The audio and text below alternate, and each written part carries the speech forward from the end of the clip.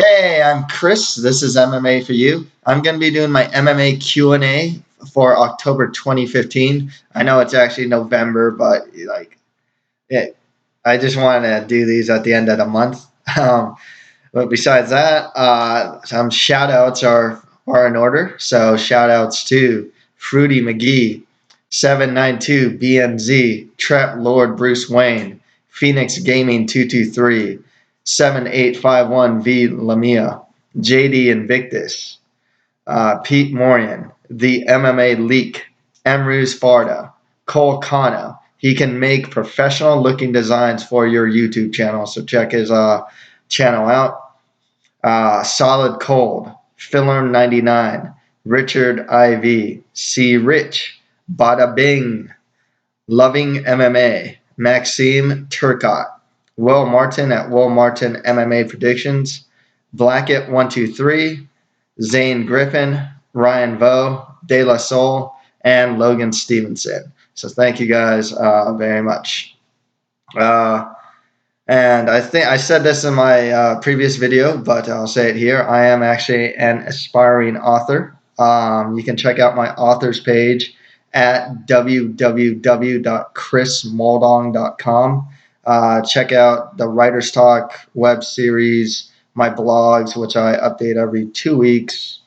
There's a free short story in there called The Troll's Tale, and you can buy a short story for $3 called The Land of the Wooden Statues, and expect every 2 months for new stuff to go on sale. Every 3 months for a new free short story as well. So yeah, let's get started. There's 3 questions here. Talks a little bit about everything. So let's get right to it.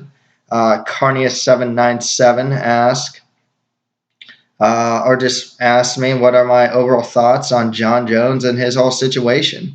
Well, if you know what happened to Jones, he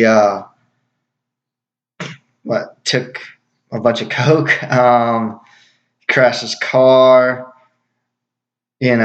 broke some woman's arm in that car crash, ran back to the car, grabbed some money. Yeah, they weren't, these were not great actions of like some upstanding citizen or anything like that. These were not, I guess it goes to show that this whole fame and stuff like that is something that he's still having a hard time handling.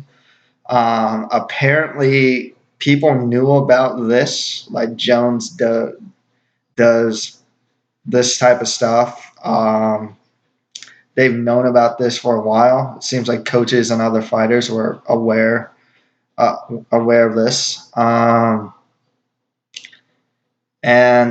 yeah, there's not much to really say. It's not a great look on Jon Jones. He got suspended, but he is going to come back. And now he's already starting to trash talk with Daniel Cormier. So with that said, Jones will probably fight Daniel Cormier, which means that Ryan Bader, who has like a 5-fight win streak, is probably going to get the shaft, and not be able to get a title shot. He deserves it. He's fought and beaten solid competition. OSP, Rashad Evans, Phil Davis. So I think he deserves it. So it's just really unfortunate for Bader, whether you like him or not, based on merit. I think he should get the next title shot. I think he's greatly improving too, This is probably good for guys like Cormier in a sense that one, Jones versus Cormier 2 is a very sellable fight. This is a fight that could probably get a pretty decent buy rate. There's a lot of heat between the two. And even on Cormier, another thing that benefits Cormier is that Jon Jones has been out for what is it, over a year now? He's been gone for a while. we don't know what he's going to look like in the cage. So Cormier kind of has that going for him too. And all those mental issues with Joe, just if any mental issues or anything happens, because Jones will probably be attacked about some of the stuff that's been happening with them and whatnot. So yeah, I think that was actually the wrong term to use. Not really mental, but like I guess how it's going to affect his mentality coming into the fight too. Are we even going to see the same Jon Jones who's doing spinning elbows, who can hit like crazy takedowns and has insane ground and pound and an insane clinch striking game? I don't know. I'm guessing that. Uh, I'm hoping to see that Jon Jones fight Daniel Cormier, but we just don't know. So, it happened. It's not. On the grander scheme of things, I don't think this will be the last time that a fighter who rises to the top of the UFC ends up partying, doing drugs, getting into a lot of trouble and whatnot. Um, with all the money they're making and the fame and whatnot. I, I don't think this is the last we're going to hear about it. There's going to have some fighter out there. I don't know who. That's probably, if history's any indication with combat sports or sports in general, I mean, it just happens. Youth, money, fame, and all that stuff comes at a price. Carnia797 also asked, what should the UFC do to build up prospects more? They get people like Connor or Sage and go all in with them, along with like Paige Van Zandt. But what if they put more into other people as well? Okay, I'm actually huge on prospects. I'm really glad that this question was asked. Let's go with history. What the UFC does now for prospects are a couple things. One, the Ultimate Fighter is a vehicle that they use to get prospects. They got Dodson, Dillashaw, and whatnot. Some of them pan out, some of them don't, but it is an interesting tool. Sometimes they'll get like a pretty hot prospect on the Ultimate Fighter. They get Yair Rodriguez. I mean, so sometimes you're going to find a diamond in the rough. You got Warley Alves from Ultimate Fighter Brazil. So Robert Whitaker, winner of Ultimate Fighter Nations. So they already do things to get prospects into the UFC. One thing that I think that the UFC should do personally is do what Strikeforce did. Challenger Series. Look who they got from the Challenger Series. Ronda Rousey came from the Challenger Series. Tyron Woodley, Tim Kennedy, Luke Rockhold all started out. Lorenz Larkin started out in the Challenger Series and then eventually moved up to the bigger cards. I think it's a great way to promote prospects, give them airtime, give them main card spots, give them main event spots at times. The Challenger Series, I think, is a really good tool to use. I don't know if the UFC can do that. They already do something like that with Fight Pass and international cards. Watch who is fighting on an international card. It's usually local prospects. If they're going to Asia, they're going to get Asian prospects. If we go to Europe, they'll get European prospects on that card. Ireland, they get a lot of prospects. So Fight Pass already is a tool used for prospects. And also, these international cards and whatnot.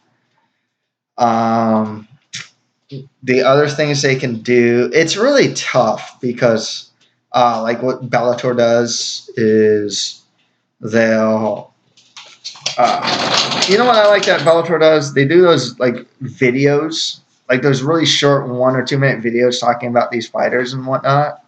And I've always liked those. I think they're really good tools to use just to get to know the fighter just a little bit, you know. Something the UFC, they kind of just throw fights in there and hope that you like the guy or something like that. I never actually liked their way of going about things. So as far as prospects go, I mean, like, how much do we really know about Aljamain Sterling? You know, I mean, they're trying to push some of these guys, Thomas Almeida, Sterling, whatnot, but you know, it's just one of those things that they can definitely use more. And if they put more in, with 500 fighters on the roster, they can definitely do a lot more to let people know who these people are. And finally, Doc1112 asks thoughts on Ronda Rousey's superstardom. Okay, the thing that really got to me with Ronda Rousey and her superstardom was WrestleMania. When she made that WrestleMania appearance with The Rock, I was like, okay, I knew she crossed over into the mainstream, and people that don't watch MMA know who Ronda Rousey is.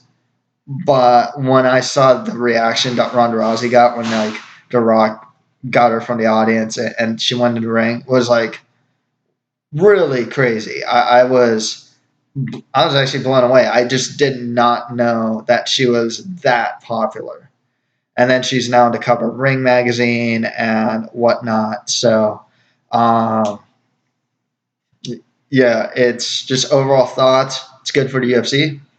What can they say? I never would have thought that a woman would be the biggest star of the UFC after GSP and Anderson more or less left. Anderson Silva left. I didn't think she'd be this big of a pay-per-view draw. She is. I mean, she fights Betch Kohea and gets almost a million, like a really high, high into hundreds of thousands of pay-per-views, and that card was not that good, you know. I don't know. It's kind of crazy. I just would never have guessed that Rousey would be that big. You know, she's got looks, charisma. She's not afraid to speak her mind. She'll talk about Floyd Mayweather or something like that, not in a great way. She's on the covers of so many different magazines. She's an Entourage, Expendables, and she's going to be in more Fast and Furious, and she's going to be in more movies. I don't know. There's just something about her that's, really attracting people. I'm kind of like, it's kind of funny with me because I've always been a fan of Ronda Rousey, but I'm kind of like at my work, people will talk to me. So some of the coworkers talk to me about Ronda Rousey, and I'm like that guy that's all like, oh, I was into Ronda Rousey before she got famous, so I'm like that guy. It's like, oh yeah, because when I heard about her in whispers among the hardcore MMA community, I sought out her fights. I could think of her first fight, wasn't it? Like Charmaine Tweet armbarred her. Then like I forgot who I know she fought Ediane Gomez and armbarred her. So I was very much familiar with her well before Strikeforce and whatnot. So I'm kind of like that guy. It's like like pointing my nose down on people who are like just jumped on the bandwagon. I'm like, I was the leader of that bandwagon already, I guess. So, but you know what? The lover or hater, it is very good for the UFC to have her. I mean, really. Yeah. She gets buy rate, she gets eyeballs to the product. There's now a 115-pound women's weight division. It's love her or hate her. She is very good for the UFC and MMA in general. So yeah, that's it for my MMA Q&A for October 2015. If you have any comments, just leave them below, or if you have a question for November 2015, just leave it below. And that's it for MMA for you. Thank you guys very much.